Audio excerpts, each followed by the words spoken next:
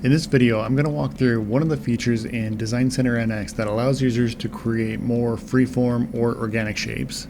Now, in a previous video, I talked about X-form, which essentially takes a shape and creates a wire cage around your design and allows users to manipulate that cage structure.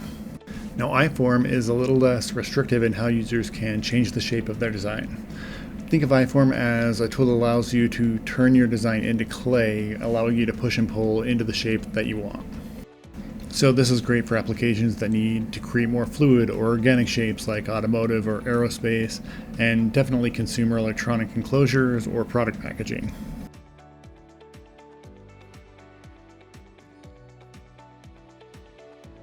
So before I show you I-form, I'm just going to create a simple surface in NX. Now with NX, it's really simple to create a 3D spline by using that Studio Spline tool from the Curves ribbon. I start on one plane, and then mid-design I can change planes and add on to my existing spline. Okay, so now that I have my shape, I can use I-form to manipulate it.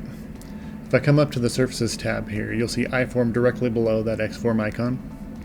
Now once you click that, you'll get a dialog menu asking you to select the face that you want to change. So you can see when I do that, it adds these nodes on the surface, and these nodes become the areas that I can push or pull to shape my design. Now in the menu, I have the option to change the number of nodes, which gives me more control over the shapes. And what I appreciate is that this tool is aware of the boundary constraint, so when the line of the nodes moves, it does so with relation to those boundaries. And then you can also change the direction of the lines as well. And again, I'm able to switch between the directions and the addition of all the nodes, all within the same menu.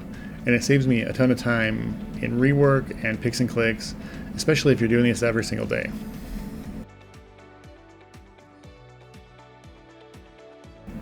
So I hope that helped with understanding the I-form feature.